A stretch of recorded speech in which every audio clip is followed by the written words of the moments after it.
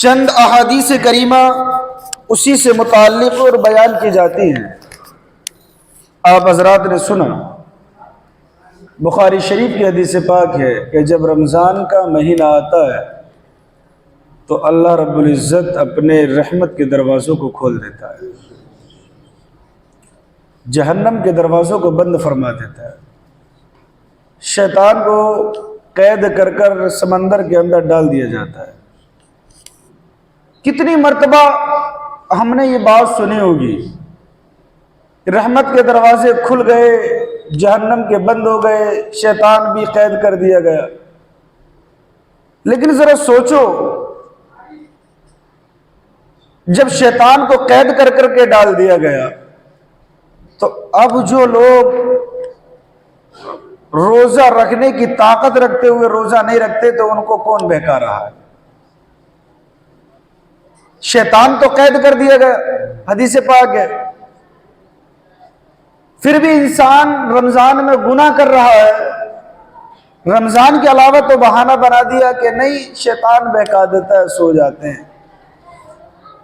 اب بتائے تو صحیح ذرا کوئی کہ جب رمضان میں شیطان کو قید کر دیا گیا تو اب نیکیوں سے روکنے والا کون ہے؟ کہیں نہ کہیں اسی انسان کے دل میں شیطان بیٹھا ہے، یہ خود شیطان بنا بیٹھا ہے کہ بہانہ گناہ خود کر رہا ہے، اپنی لذتوں کے لیے، اپنی خواہشات کی تکمیل کے لیے خود گناہ کے دلدل میں پھنسا ہے، اسے گناہ کرتے ہوئے خود اچھا لگ رہا ہے، لیکن رمضان کے علاوہ تو بہانہ بنایا کہ شیطان بہکا دیتا ہے۔ میں اس اپنے بھائی سے پوچھوں، ذرا یہ بتا کہ رمضان میں تجھے کون بہکاتا ہے؟ میرے نبی کا تو فرمان ہے کہ شیطان قید کر دیا جاتا ہے، شیطان کا تو دخل نہیں رہتا۔ جب شیطان کا دخل نہیں رہتا تو اب کون ہے جو تجھے اللہ کی عبادت سے روک رہا ہے؟ کہیں نہ کہیں تیرے دل کے اندر چور چھپا بیٹھا ہے، کہیں نہ کہیں تیرے دل میں خدا کا خوف ہی نہیں ہے، کہیں نہ کہیں تو اللہ کی یاد سے غافل ہے۔ اللہ کی یاد اگر دل میں ہوتی نا تو اپنی موت کا اگر تصور ہوتا، رب سے ملاقات کا شوق ہوتا، نبی کی زیارت کی طلب ہوتی قبر کے اندر، تو ایک کلمہ پڑھنے والا مسلمان کبھی گناہ کی طرف قدم نہیں بڑھاتا۔ اس لیے رمضان کے مہینے میں، اور رمضان کے مہینے میں یہ عہد بھی کرنا چاہیے کہ اللہ نے ہمیں زندگی کی سانسیں دی ہیں، پتہ نہیں کب زندگی ساتھ چھوڑ دے۔ یہ زندگی کسی کے ساتھ وفا نہیں کرتی، زندگی بے وفا ہوتی ہے، یہ وفا نہیں کرتی۔ اس کی زندگی کی سانسیں کب ٹوٹ جائیں، کب زندگی کی ڈور آپ سے رشتہ توڑ لے، کوئی بھروسہ نہیں۔ اور جب زندگی کی سانسیں رشتہ توڑتی ہیں نا تو اس وقت آپ کے جو کام آئے گا وہ آپ کے اعمال آپ کے ساتھ کام آئے گا۔ آپ مر کر کے چلے جاؤ تو یہ تمنا مرنے کے بعد نہ ہو کہ کوئی میرا 10واں، 30واں، 40واں یا قرآن پاک پڑھے گا تو اب مجھے عذاب سے راحت ہوگی۔ یہ کیسی تھنکنگ ہے؟ 10 تیجوں پر لوگوں کے اوپر بھروسہ کرتے ہوئے قرآن پڑھا جائے گا تو میری قبر میں ثواب پہنچے گا؟ نہیں، اتنے اعمال کر کر کے جاؤ کہ جب جاؤ تو اگر تمہارے لیے کوئی قرآن پڑھے تو تمہیں عذاب میں تخفیف نہ ہو، بلکہ اگر نچلی والی جنت میں تمہارا مقام ہو تو کسی قرآن کی تلاوت کی برکت سے اللہ تمہیں بلند جنت عطا فرمائے۔ اسی اس پر گناہ مت کرتے رہنا کہ کوئی 40ویں میں قرآن پڑھے گا تو ثواب پہنچ جائے گا، بخش دیا جاؤں گا۔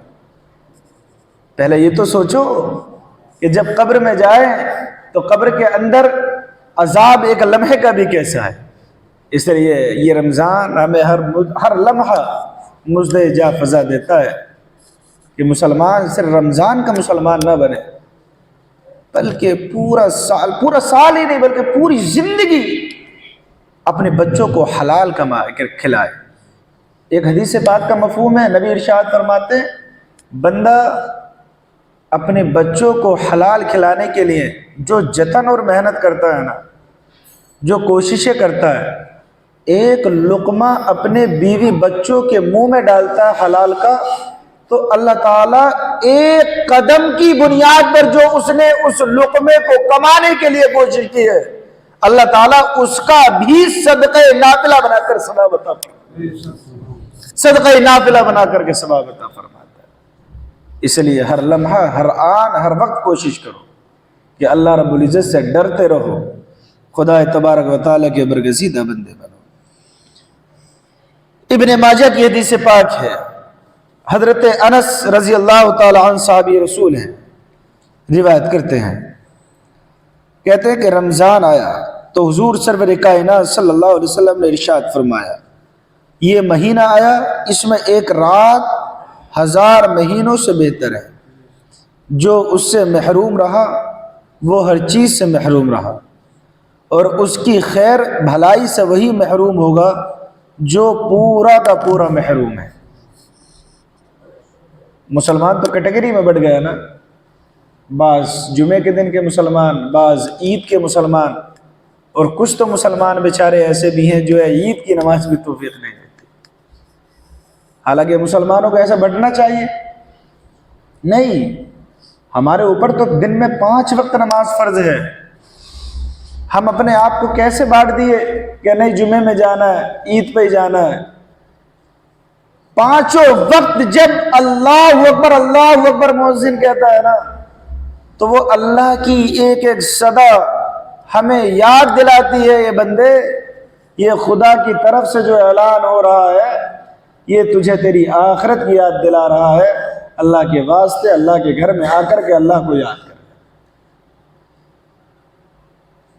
مہینے کے اندر ایک رات آپ نے سنی ہے لیلۃ القدر ہے، 27ویں شب ہے، اکثر علماء نے تو یہی فرمایا کہ 27ویں شب ہے، 23، 25، 27، 29 اس کو بیان کیا گیا، 21 5 راتوں کو بیان کیا گیا، طاق رات ہے۔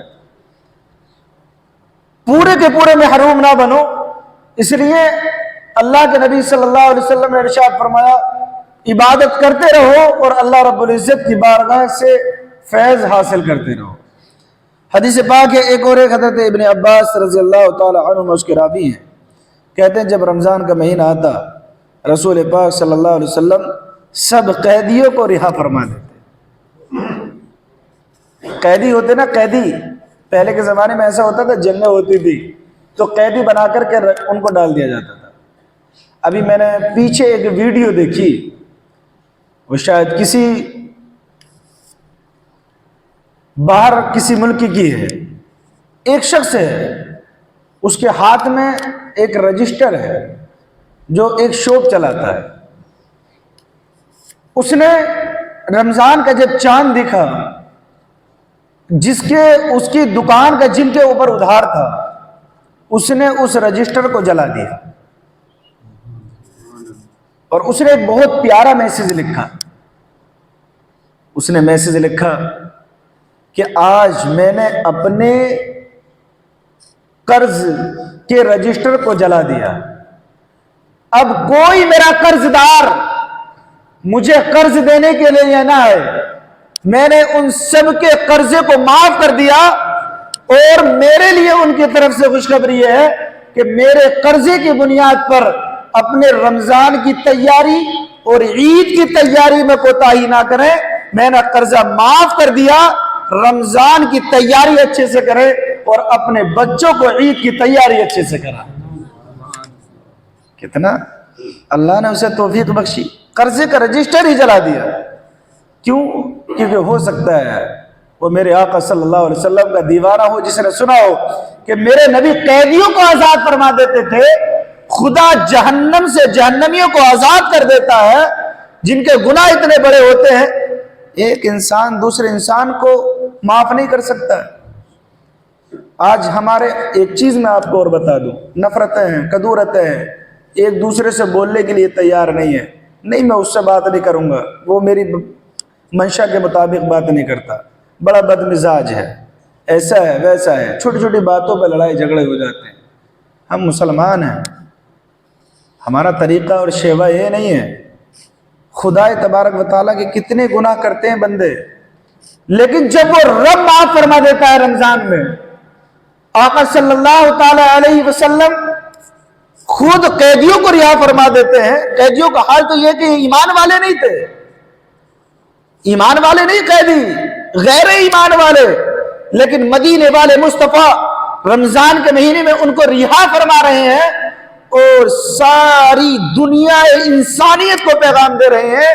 اے لوگوں، جب رمضان کا مہینہ آئے نفرتیں نہیں بلکہ محبت کو عام کرو اور لوگوں کے لیے جتنا بھلا کر سکتے ہو اپنے استطاعت کے مطابق لوگوں کے لیے اتنی بھلائی کرو. اگر کوئی کسی سے ناراض ہے، رمضان آئے تو پہلے بول جاؤ، سلام کر لو، السلام علیکم ورحمۃ اللہ، معافی تلافی کر لو. کسی کے سامنے سے جھکنے سے کوئی انسان چھوٹا نہیں ہوتا بلکہ اس کا قدر بلند ہوتا ہے. نفرتیں نہیں، محبتیں بانٹو. زندگی بہت تھوڑی سی ہے. میں بارہا اس بات کو کہتا ہوں کہ آپ تھوڑی سی زندگی میں محبتیں لے کر کے جاؤ. نفرتیں، کدورت ہر کوئی پھیلاتا ہے. اسلام نے تو ہمیں یہ پاٹ پڑھایا ہے. اب اسی سے یہ بھی اندازہ لگائے کہ وہ نبی کتنا کریم ہے کہ لوگ اس کو ماریں، پاگل، مجنو، سب کچھ کہیں، مدینے مکے کی گلیوں میں ستائیں، لیکن میرا نبی اتنا کریم ہے، میرا نبی اتنا رحیم ہے، میرا نبی اتنا اپنے کرم کی بارشیں کرنے والا ہے کہ انہی ستانے والوں کو رمضان کے مہینے میں رہائی کا مژدہ سنا رہا ہے، ان کو رہائی دے رہا ہے. اس لیے ہمیں بھی یہ نہیں کہ انہوں نے ایسا کر دیا، بلکہ اللہ نے وسعت سے زیادہ کسی کو مکلف نہیں بنایا. اللہ نے جس کو جتنی طاقت دی ہے وہ اپنی حیثیت کے مطابق چھوٹے سے چھوٹے نیکی کو کرے اور چھوٹے سے چھوٹے گناہوں سے دور رہے. اور ایک دوسرا جز سمجھ میں آ رہی میری بات؟ ایسا تو نہیں ہے کہ بور ہو رہے ہو کہ کب نیند آ رہی ہے کب خاموش رہیں، کیونکہ جتنی دیر سنو قرآن و حدیث کے بعد جب تک دلچسپی ہو تب تک سنو. آپ مجھ سے کہو گے میں سناتا رہوں، لیکن جب تک آپ کا انٹرسٹ باقی ہو تب تک سنو. ایک بات اور بتا دوں، پیچھے والے سن رہے ہیں؟ سو تو نہیں رہے؟ ایک مرتبہ کو زور سے سبحان اللہ. ایک مرتبہ سبحان اللہ کہیں گے نیکی ملیں گی، اور جو نیند میں ہوں گے ان کی نیند چلی جائے گی. ایک مرتبہ اور کہو سبحان اللہ. رمضان کے مہینے میں میرے نبی کی ایک عادت کریمہ ہوتی کہ اللہ کے نبی صلی اللہ علیہ وسلم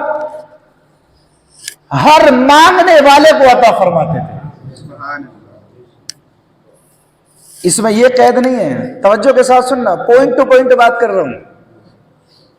دو چیزیں میں آپ کو بتاؤں. اس میں یہ قید نہیں ہے حدیث میں کہ صرف مانگنے والا مسلمان ہوتا تب دیتے تھے، یہ تو نہیں ہے.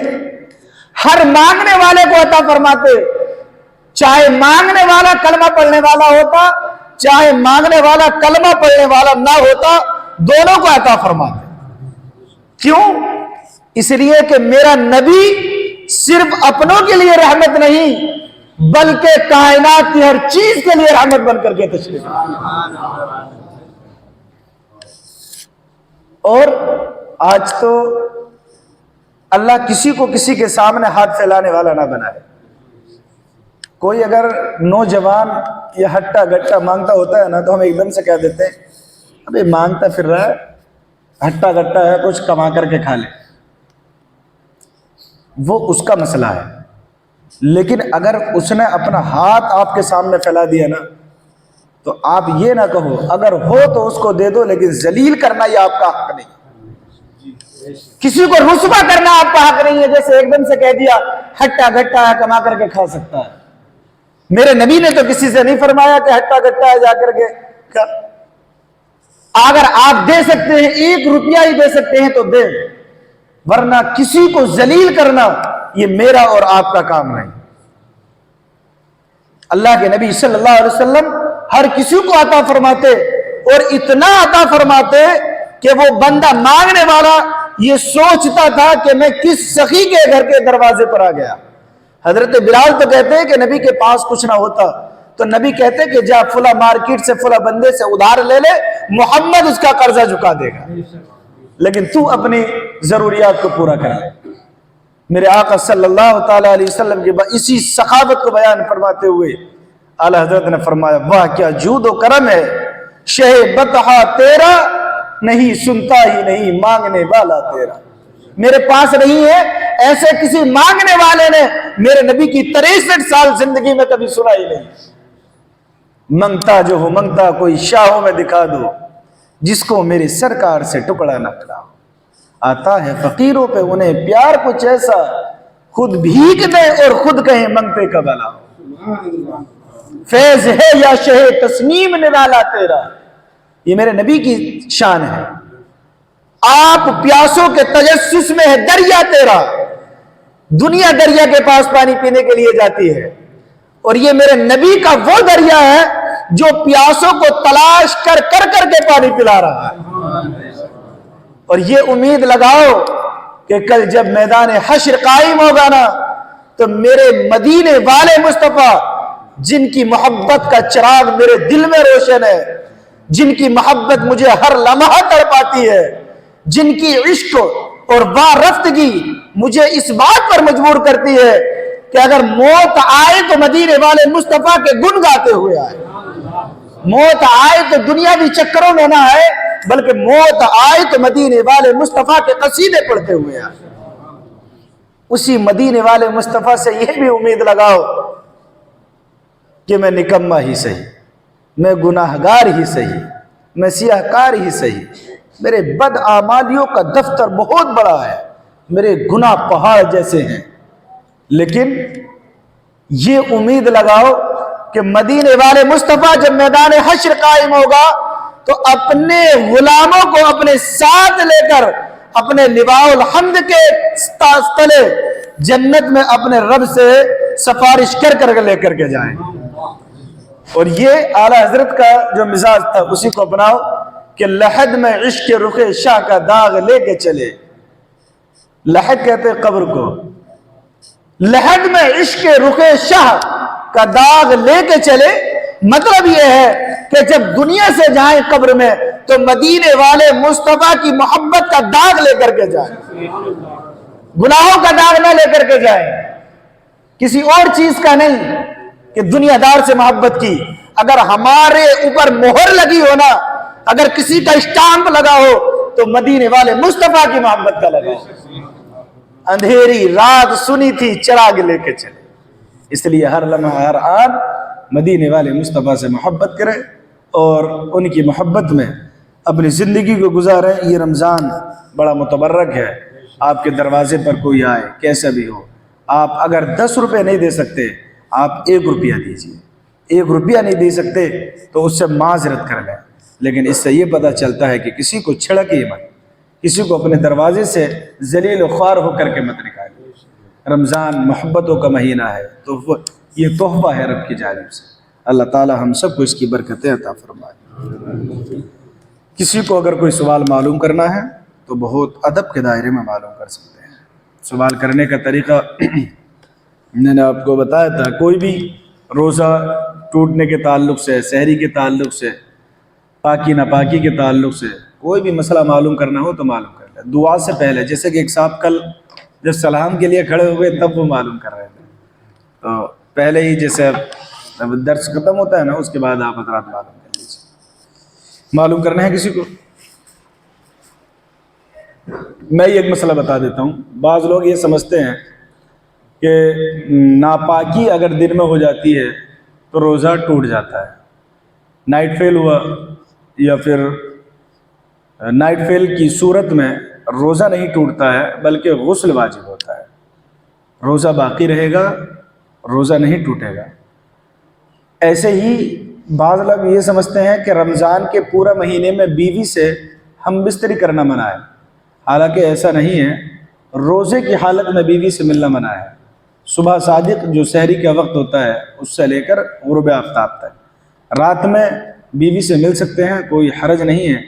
یہ مسئلہ اس لیے بتایا، بہت سارے لوگوں کے ذہن میں یہ رہتا ہے کیونکہ رات میں روزے کی حالت نہیں ہوتی ہے، روزے کی حالت میں منع ہے، لیکن روزے کی حالت میں اگر کسی نے اپنی بیوی کو چھوا، چھونے کا مطلب اس سے مجامعات کے طریقے پر، یہ مسئلہ کسی نے معلوم کیا تھا، اس لیے میں آپ کی नॉलेज में डाल रहा हूँ।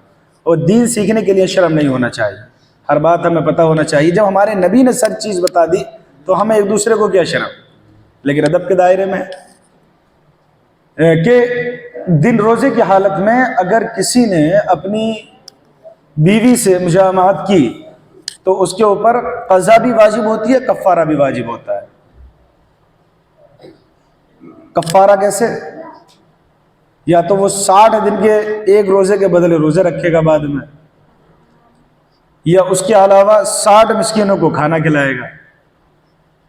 उसका कफ़ारा जो है इतना ख़तरनाक होता है, इसलिए वो बताया। उल्टी रोजे की हालत में उल्टी हो जाती है तो रोजा टूटेगा? उल्टी की दो सूरतें हैं, एक तो खुद से अगर कोई उल्टी करे तब तो रोज़ा टूट जाएगा, और अगर बे इख्तियार अगर उल्टी हुई अपने आप तो चाहे कितनी भी पलटी हो जाए रोज़ा नहीं टूटता है। समझ, रोज़ा नहीं टूटता है उससे। बिस्मिल्लाहिर्रहमानिर्रहीम, सल्लल्लाहु अला नबी सल्लल्लाहु अलैहि वसल्लम, सल्लल्लाहु वसल्लम अलैका या रसूलल्लाह। मालिक मौला परवरदिगार आलम, मसाइल शरइया फ़क़हिया को सुना, हदीस पाक का दर्स सुना, मालिक मौला अपनी बारगाह में कबूल फरमा।